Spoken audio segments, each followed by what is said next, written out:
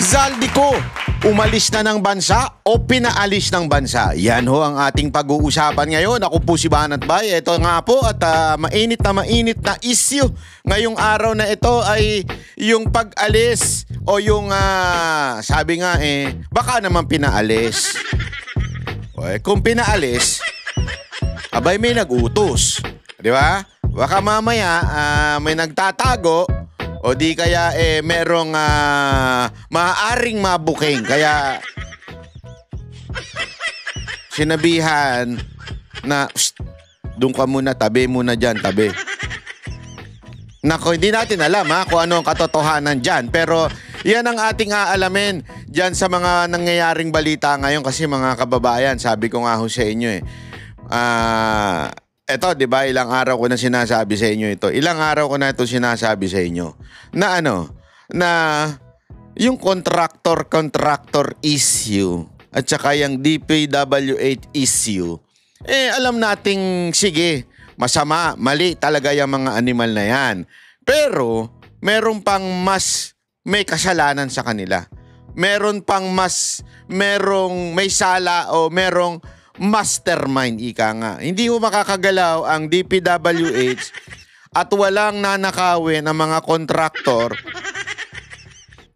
kung walang mga opisyal ng gobyerno na nagpapahintulot nito.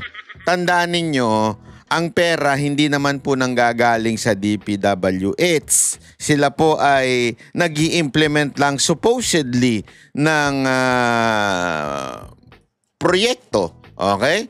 At the same time, yung mga kontraktor, hindi naman po sila sa kanila nanggagaling ang pera. Wala naman mga pera mga yan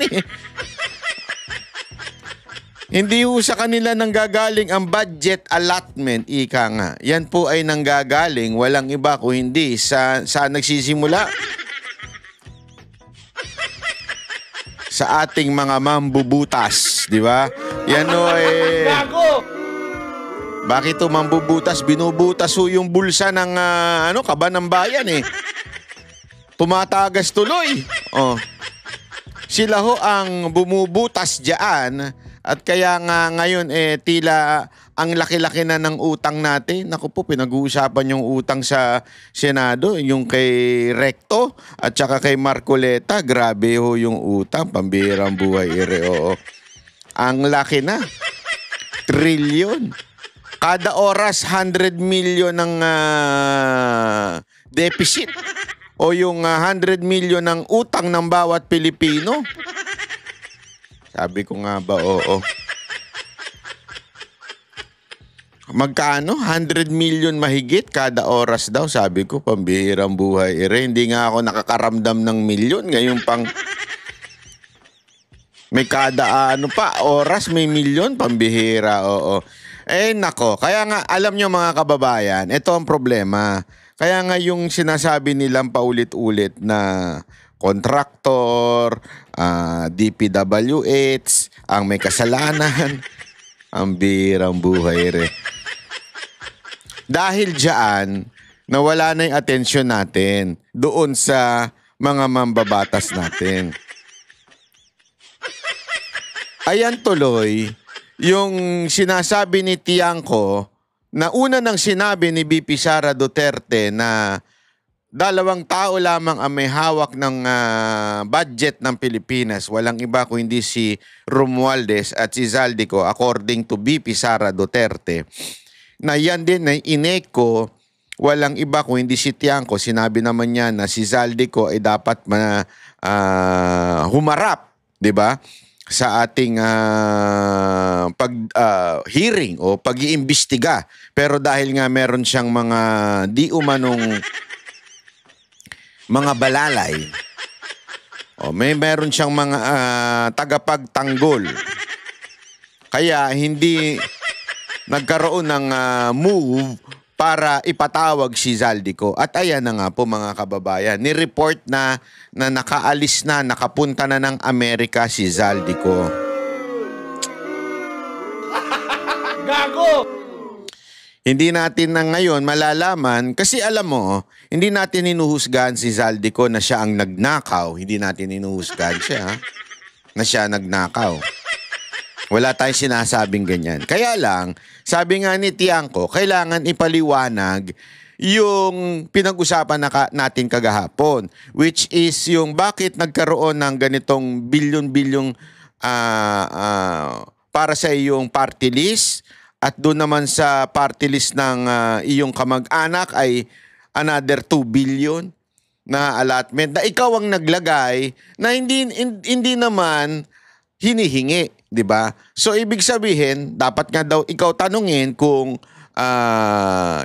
bakit kailangan doon, 'di ba dapat ang humihingi ng allotment for project ay yung representative nila? Bakit ikaw daw ang nagdidesisyon? Pala-desisyon ka daw ata. Ayan ang sinasabi ni Tiangco. Ngayon, dapat nating malaman, bakit gano'n ang nangyayari? Dapat tumarap si Zaldico. Kaya lang, wala na. Finish na. Biglang nagkasakit daw. Ewan natin. Hindi natin alam kung totoo o hindi. Pero, sandali, Banat Bay, baka naman fake news yan. Hindi ko fake news yan. O itanong natin, pakinggan sa news. Kinumpirma ng Kamara na nasa Amerika si Ako Bicol Party List Congressman Zaldico. Kamara po nag-confirm according to News 5. Kamara na mismo nagsabi na si Zaldico ay nasa Jamaica. Nagkita kaya sila doon? Kayo naman yung isip ninyo. Nagkita kaya sila?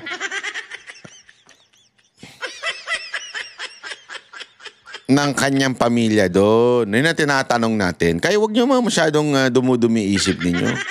Na nakakaladkad ang pangalan sa maanumalyang flood control projects. Para sa update, magbabalita live mula sa Batasang Pambansa, si Mobile Journal Arles de los Santos. Arles, ito ba ang pag-alis ni Congressman Zaldico formal na naipaalam sa Kongreso? Magandang tanghali, Cheryl, no? Ayon nga sa naging press conference nitong ni House of Representatives spokesperson Attorney Princess Abante, ay nagkaroon naman daw ng proseso ang pag-alis ni Ko ng bansa, pero nananatili nga na hinihintay nila ang travel clearance at iba pang impormasyon ng paglipad nito papunta ng Estados Unidos para magpagamot. Sa ngayon ay patuloy na. Sabi nga, the devil is in the details. Narinig ko lang yun. Hindi ko alam kung tama. Hindi, kasi importante malaman natin yung details. Kailan siya umalis, anong dahilan niya at saan siya pupunta. Remember, ito po ay karapatan ng bawat Pilipino na alamin dahil siya po ay sinasahuran ng taong bayan. So, ibig sabihin, karapatan natin at siya bilang public servant, alamin. Kasi, tangina, pag si BP Sara Duterte, meron nga akong kausap one time dun sa airport Kaya may kausap ako dun personnel. Sabi dun sa airport, alam mo ba yung nangyari doon kay BP Sara Duterte na kinuhanan ng video? Sabi ko, hindi ko alam bakit. Kasi ganito yan, kinuwento niya. Si BP Sara Duterte, ang lahat ng opisyal ng gobyerno, especially yung mga matataas, iba ang daan yan. Hindi dumadaan yan sa main daanan. Kasi siyempre, magpapapicture ang tao, gugulo lang yung airport, di ba? So dumadaan talaga sila supposedly doon sa mga opisyal. Okay? Ngayon, ganito. Si BP Sara daw Duterte, ayaw niya dumaan doon kasi siyempre parang siya, pag personal na lakad, hindi daw siya dumadaan doon. So dumadaan lang siya doon sa tamang daanan lang. So, doon sa tamang daanan, meron hindi pala CCTV yung nakakuha ng video sa kanya. Ito yung panahon ng bagyo na kesyo umalis daw siya. Meron talagang sumunod sa kanya hanggang doon sa loob, hanggang pagsakay. Bawal, di ba, remember pag hindi ka pasahero, hindi ka na pwedeng pumasok doon Hindi ka na nga makakapasok doon sa immigration pa lang Di ba? Paano pa kaya doon sa malapit na, yung mismong papasok ng eroplano na yun palakad ng papuntang eroplano. Tapos, ang sabi doon, binidyo daw at nasundan daw at isa daw kawani ng gobyerno ang sumunod sa kanya kasi siyempre paano ba naman magkaka-access kung wala. Tapos natatawa nga daw yung nakausap ko, sabi ko, bakit pa nila kailangang imbestigahan? Bakit pa nila kailangang i-video? Alam naman nila na aalis kasi lahat naman ng opisyal ng gobyerno o kahit nga ordinaryong government employee, kailangan ng travel authority. So therefore, alam na ng gobyerno, lalong-lalo na ng presidente, kasi Office of the President ang nag-a-approve sa Vice President may travel authority yan. So alam, naaalis that day. Tama, mali. Bakit binidyo? Ay bakit pinicturan? Kasi ang purpose nga ay para sabihin, tingnan nyo na, bagyo tas umalis. May picture. Para mas may drama sa social media. Ibig sabihin lang mga kababayan, talagang alam ang details. Kasi ipapaalam mo yan Lahat yan alam. Di ba? At yan ay binubusisi lagi ng mga ulul na mga pinklawan, ulul na mga NPA na terorista.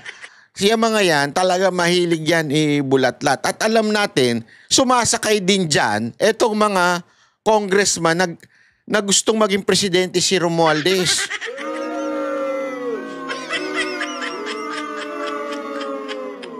At yan ay lagi nilang binubusisi. At lalong-lalo na, walang iba kung hindi si Aling Claire. Gago! Obsessed na obsessed yan kay BP Sara Duterte, kaya alam lahat ng galawan ni BP Sara Duterte. Ngayon, eto tanong. Kung ginagawa nyo yan kay BP Sara Duterte, sige nga, kay Zaldico nga, gawin nyo nga yan. Busisiin nyo nga yung lahat ng details ng kanyang pag-alis, saan siya umalis, saan siya pupunta, anong gagawin niya doon, anong ospital. Hindi, kasi sabi daw, health reason So, dapat lahat ng details nandyan. Anong papagamot niya? Hindi, actually, hindi pala yung papagamot kasi yun ay confidential. Yung ospital lang. Di ba? Saan yung appointment niya sa ospital? Dapat alam yan.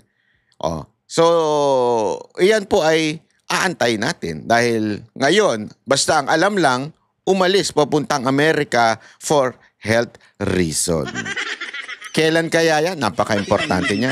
Na makuha ang impormasyon kung kailan nga ba umalis ng Pilipinas at kung kailan ito babalik. Kaya naman asahan natin sa mga susunod na araw o oras ay makukuha natin ang mga sagot dyan. Walang kaalam-alam na detalye sina Congressman Abante? Bakit si Abante?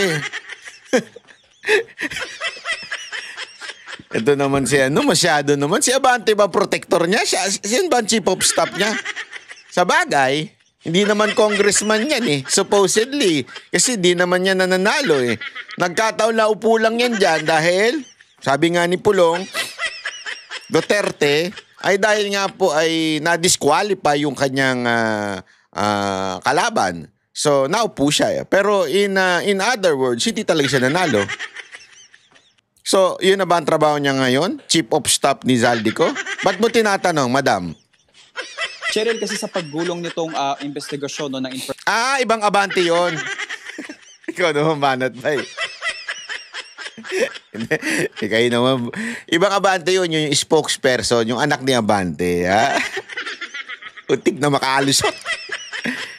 Kayo naman, ibang Abante yun Yung anak yon, yung spokesperson ng Kamara. Infrastructure Committee ay talagang hinahanap nga ang ilan sa mga nauugnay sa mga naging proseso ng budget noong 2025. Kaya naman medyo hindi naman kinagulat ng ilan na kasama nga dito si Representative Go, pero nung hinahanap na ay hindi nga natin talagang nasiguro kung nasa na siya noong mga panahon na yon. Pero may mga tala tayo dito na meron siyang pagliban. Ilang beses ito may reports na he was absent with notice twice, absent without notice thrice, at excused 7 times sa ilang naging sesyon ng Kamara. So, sino bang in charge pagdating sa attendance ng mga congressman? At kagaya niyan, di ba, meron siyang nag-absent siya ng walang notice, tama ba? Tama, Cheryl. Okay. Meron dito absent without notice thrice. Thrice, 3 beses. Tapos, yung excused, pag sinabing excused, di ba dapat nandoon sa loob ng kongreso yung congressman at nagpapa-excuse lang? Tama ka dyan, Cheryl, Pero kasi itong mga naging pagdinig nitong mga nakaraan ay talagang hindi natin nakita. Si Representative Zaldico, kahit sa mga plenaryo, nahirapan tayo na hanapin siya at makuna ng sagot dito. Kaya naman hanggang sa ngayon ay nagtataka ng mga kasama din natin sa media kung yan naging attendance, paano ba naging proseso, at syempre kung ano na nga ba ang ina-aksyon na ginagawa ng Kamara para malaman sa mga pangyayari dito kay Ako Bicol Party List Representative Zaldico. Anong sabi sa opisina ni Congressman Ko? Sinubukan natin makuha ang kanilang mga pahayag, Cheryl, pero wala itong mga sagot. Kaya naman kanina sa press conference ni Attorney Princess Abante ay sububok na tayo na makakuha ng sagot at ayan ang kumpirmasyon na wala na nga dito sa Pilipinas si Representative Ko. Okay, so sinabi ni attorney, so nag-promise si Attorney Abante na maglalabas sila ng detalye. Kasi 'di ba, if-file yan hindi sila basta-basta pwedeng lumabas ng bansa. Kailangan may approval yan. Sino ba nag-a-approve? Gaano katagal siya Sino ba nag-a-approve? Yun lang. Alam na. Si Speaker Romualdez kaya, asa na? Hindi, ako nagtatanong lang Hindi kasi namimiss ko na siya. Asa na kaya si Speaker Romualdez? Sa tingin ninyo mga kababayan, asa na po siya? Kasi, siyempre, siya rin ang may alam nito bilang leader ng Kamara sa mga galawan ng chairperson ng Committee of Appropriation. So siya may alam din ng mga, posible, alam mo, sabi nga nila, yan ang isa sa pinakamakapangyarihang komite. At ang naglalagay dyan, walang iba kung hindi yung speaker. So ibig sabihin, may tiwala si speaker dyan, di ba? So, kung wala si Zaldico, baka pwedeng si speaker na lang magsalita tungkol sa kanya. Kung bakit nagkaroon ng allotment, yung sinasabi ni Tiangco, yung tinatanong ni Tiangco, bakit nagkaroon ng 2 billion sa kanya at bakit daw nagkaroon ng 2 billion din dun sa kamag-anak niya. Yan yung tinatanong ni Tiangco. Again, si Tiangco po nagtatanong niyan, sa kanya po nakuha yung impormasyon. May video po tayo niyan, At kahapon, diniscuss po natin yan. So, ibig sabihin, kung si Zaldico ay hindi makakasagot dahil umalis o pinaalis, dapat sagutin nung kanyang boss. Sino ba boss niya? Si Speaker. Speaker! Where na you? Here na me. Where na you? Hindi kasi parang hindi natin maaninag ang ang anino ni Speaker. Ngayon, magparamdam ka, galaw-galawin mo baso. Sige na, sige na. Lahat ng mga nanonood dyan, palagpagalawin mo yung baso namin lahat. Paramdam ka na. Huwag puro yung vlogger mo ang inuutusan mo na magparamdam. Hindi kasi, grabe ang daming tagapagtain.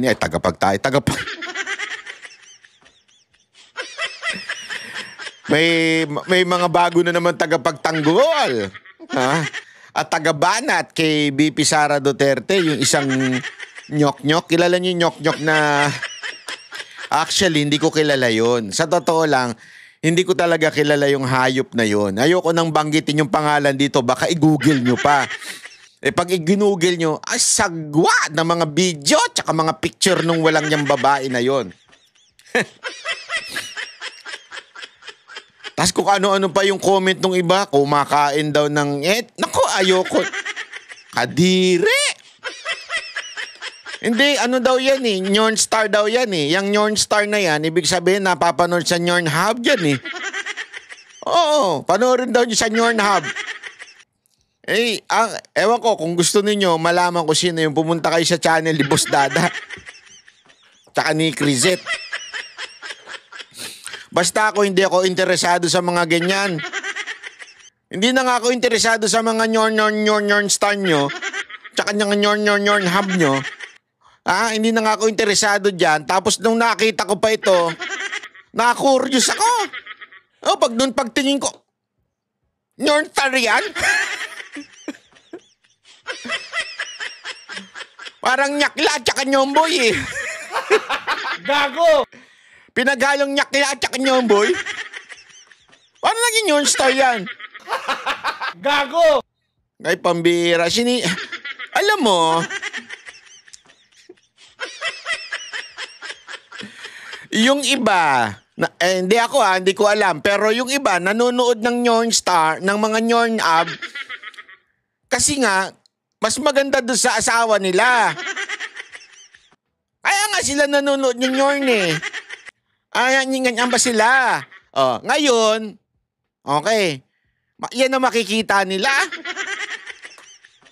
Ang bihira naman, Ay nako. Tapos yan ang, ewan ko bakit ba tayo napunta dyan? Kasi nga alam mo mga kababayan, instead na humarap yung dapat humarap sa publiko, sa social media, ang humaharap yung mga vlogger na tagapagtanggol nitong mga to. Di ba? Yung mga puro kinukuha naman, it's either influencer na tatanga-tanga, walang alam sa politika, sikat lang, may toyo lang sa utak. Di ba? Na wala namang alam sa politika. Meron niya akong kilala, hindi ko na lang sasabihin sa inyo kung sino. Sabi niya, Kuya Bay! Mali, sabi niya, Kuya Bay! Alam mo ba ako inalok ng magkano yun? I think 400,000 daw para lang siraan si Bibi Tara. At nag-alok sa akin yung may Sabi ko, lupit Sabi ko, ang lupit mo Hindi totoo naman kasi pag ito bumira, pag ito bumanat, dapat i-adapt na to sa Banateros eh. Kasi grabe ito bumanat, mga kababayan. I-adapt natin kaya ito sa Banateros. Boss Dada, kontakin mo nga ito. Kursunada ko mga banat nito, lalo na mga banat niya sa mga katulad ni Aura. Di ba? Pero pati daw siya noon inalok ng para lang siraan si BP Sara Duterte. Ang bira talaga. Or ano ang nakalagay doon sa kanyang travel clearance na gaano siya katagal mawawala. Tama ka dyan, Cheryl. Kaya nga sabi naman ni Attorney Princess Abante, mayroon naman mga dokumento at even yung mga medical papers na kinakailangan daw. Pero hindi pa ito nakukuha. Kaya kahit ang sakit na iniuugnay nga sa paglipad ni representative ko sa Estados Unidos ay hindi pa rin natin nalalaman hanggang sa ngayon at patuloy nating hinihintay. So pero it's confirmed na it's for health reasons? Bakit parang ayaw mo maniwala? Hindi kasi naglalabasan yung mga video ni Zaldico. Yung interview niya, wala namang kasing sakit. Nung mga interview niya, nung binabanata niya pa si BP Sara Duterte tungkol sa confidential funds, parang wala namang sakit. Ngayon, bigla na lang nagkasakit. Yun ang tanong ngayon ni, ikaw naman, ma'am, ito namang nagkatanong na to. Wag naman ganyan. Siyempre, sa panahon din, sa stress sa buhay, sa dami ng problema, siyempre nagkakasakit din ng tao. Ikaw naman. Maawa naman kayo doon sa tao. Hindi, wag yun naman masyado yung inaano si Zaldico. Kayo naman bawal na ba magkasakit ngayon? Hindi, ako honestly ito. I'm trying my best to understand Zaldico. Mantakin mo, araw-araw binabanggit ang pangalan mo. Di ba meron nga tayong kasabihan sa Pilipinas. Meron nga tayong pamahiin Pagka, alam mo yung naubo ka, may nakaalala sa'yo. Ganon. Diba? Pag nasamid ka, pag nasamid ka, whether kumakain ka o nagsasalta ka, umiinom ka ng tubig, bigla kang nasamid. Sabi nila, may nakaalala sa'yo. Ang bira, oo. Paano kaya kung ikaw si Zaldico? Na maya't maya binabanggit ka. Abay talaga masasamid ka pa araw-araw. Baka yun ang isa sa dahilan kung bakit siya health reason. Kaya intindihin na natin. Hindi natin alam kung ano talaga ang dahilan. Kung bakit siya pumunta ng Amerika, ang dahilan lang daw health reason, intindihin na lang natin. Nakaka-stress yan Araw-araw ka maririnig yung pangalan mo sa social media. Mantakin mo, dinimanda na si Banat Bay. Hindi pa natakot yung ibang mga vlogger. Di ba? basta ako, pinagtatanggol ko na ngayon si Zaldi ko. Ha? Gago! Oh, pinagtatanggol na natin kasi pakinggan din naman natin yung side niya. Tama, Cheryl. Tama. Alright, so patuloy na lang natin na babantayan yan at let us know pag nakuha na o naibigay na yung kompletong detalye about it. Thank you, Arles. So puntahan naman natin muna yung usapin ng 2026 National Expenditure Program pala, Arles. Sa kabila ng mga panawagan na ibalik ito sa Department of Budget and Management dahil tad pa nga rin umano ng mga kaduda-dudang proyekto, wala na raw balak ang lower house na gawin yan. Bakit daw? Nako. Cheryl, sa mga naging pahayag dito sa Kamara, bukod sa DPWH kasi ay nakitaan pa nga ng iba pang mga issue ang 2026 proposed National Expenditure Program. Hindi na raw ipababalik ng House leaders ang proposed 2026 national budget sa kabila yan na naging pahayag ng mga political party leaders ng Kamara kahapon dahil nga sa ilang mga questionableng mga programa at budget na nakapaloob sa 6.793 trillion proposed 2026 budget. Ayan ang kinumpirma ni House Appropriation Vice Chair Jose Alvarez matapos makapag-usap daw itong si DBM Secretary Amena Pangandaman at House Speaker Martin Romualdez. Ayon sa Secretary, kay Swansing, ay ang DBM na lamang daw ang pupunta sa mismong budget deliberation ng DPWH bukas kasama ang bagong kalihim nito na si Secretary Vince Dizon. Sa mga naging deliberation kasi ng Kamara ay iisa-isahin daw nila dito ang lahat ng red flags na napuna sa mga kongresista. Narito ang kanilang naging pahayag. There is no legal basis in terms of a prohibition of air returns. Pero of course, given that we also want to make sure that the budget is passed on time, so we also have to work as much as we can kung ano yung kaya natin gawin to be able to meet that deadline. Sila na lang pupunta rito. So, tuloy-tuloy na yung deliberation para hindi tayo magkulang sa oras. Tuloy na yon para daw marinig ni Sik Vince lahat ng mga reklamo. Tinawagan din kami na tuloy na lang. Kasi kami ayaw na namin sana ipatuloy ito hanggang hindi nila makorek. Naku po. Cheryl, matatandaan kasi natin kahapon na nagkaroon ng press conference ang ilang political leaders, political group leaders dito sa Kamara, kung saan sinabi nga na ibabalik ang national budget, pero ayan nga ang naging development dito. Pero so far dito sa Kamara, Cheryl, ay nagpapatuloy pa rin ang deliberasyon ng budget ng DOH at ng DOTR at bukas nga inaasahan naman ang isa sa mga pinakamainit na budget na tinututukan ng bayan, ang budget ng DPWH. Cheryl. Maraming salamat, Mobile Journal. Alam mo, ako kasi ganito lang ako Ako may tiwala ako diyan kay si kay Vince Dizon. Sa totoo lang may tiwala ako diyan sa mama na yan. Kita nyo naman din na ako sabi ko nga sa inyo, pag tama palakpakan, pag mali banatan.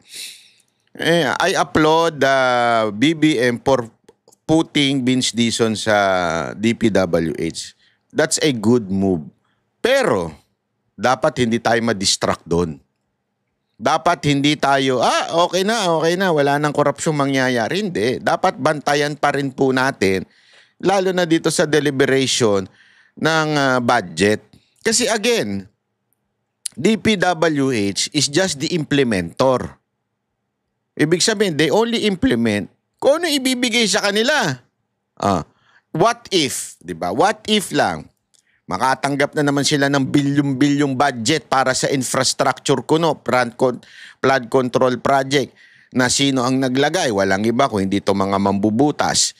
Tapos eventually, puwersahin si Vince Dizon, di ba? Ang tanong, kakampihan ba siya ng Pangulo? Hindi. Tandaan ninyo, nilaglag nga, hindi nga kinampihan ni BBM yung kanyang best friend na si Atty. Vic Rodriguez. Ito pa kaya? Di ba? Mantakin mo yung kanyang loyal and faithful servant ba matatawag mo doon, yung kanyang si Torre. Nung inaway ng ibang secretary, kinampihan ba niya ni Marcos? Magaling lang naman si Marcos sa daldal Yan ang totoo. Magaling lang naman yan yung magbida-bida sa camera. Pero pag sa confrontation, actually matagal na sinabi sa akin yan Pagdating sa confrontation, mahina daw talaga yan. Ayaw niya ng confrontation, ayaw niya ng conflict. So, pagka sinabihan na siya, wala na. Susunod na lang yan. Sabi nga ni Pangulong Duterte, mahinang nilalang. Oh. So, ibig sabihin, ladies and gentlemen, darating ang panahon, nilalaglag din nila yan si Vince Dizon. Pagkasakasakaling sabihin ng ilan dyan, lalo na kung kamag-anak pa ni Marcos, sasabihin, naglagay kami dyan sa DPWH, sa amin yan. Kalahati dyan, amin. Kung sa tingin nyo, makakapalag kaya si Marcos pagka gano'n ang sitwasyon? Baka sabi lang niya, sige na nga. Uy, Vince, sundin mo na yan. Wala na, patay na. Yeah? Hindi, ako ito'y iniisip ko lamang, opinion ko lamang, what if it will happen in the future. So, kaya dapat, ladies and gentlemen, huwag tayo maging kampante, even if this secretary is a very good secretary. Huwag tayo maging kampante at bantayan natin yung mga galawan, lalo na galawan sa kamera. Kami ang boses ng masa, hindi natatakot. Katotohanan lang, di kami nalulunod. Walang bahid ng sismis, lahat ay totoo. Kahit sino ka pa, pag mali ka babanatan ka. Walang pinipili kulay, wala kaming kinikilingan. Basta para sa bayan, kami lalaban. Pagdama palakpakan, pag mali banatan, di matitinag, di matatakot. Para sa bayan, tuloy ang sigaw. Sa harap ng kamera, walang halong takot. Mga baluktot, lahat kayo'y tutumba. Ang hustisya at totoo, yun lang ang mahalaga. Kahit sinong harang, di kami matitinag. Walang pinipiling kulay, wala kaming kinikilingan. Basta para sa bayan, kami lalaban. Pag tama palakpakan, pag mali banatan, di matitinag, di matatakot. Para sa bayan, tuloy ang sigaw. Kung nasa tama ka, ikaw ay aming kasama. Pero pag mali ka, handa ka na bang mabasag? Banateros kami, walang inuunan. Dahil bayan muna, bago ang sarili.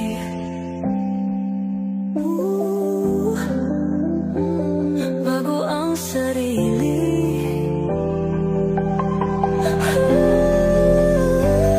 Pag tama palakpakan, pag mali banatan, banateros ang sigaw.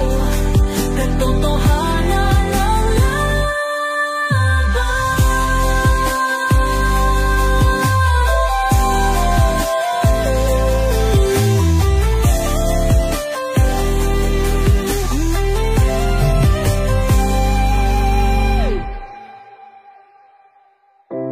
Sa harap ng kamera,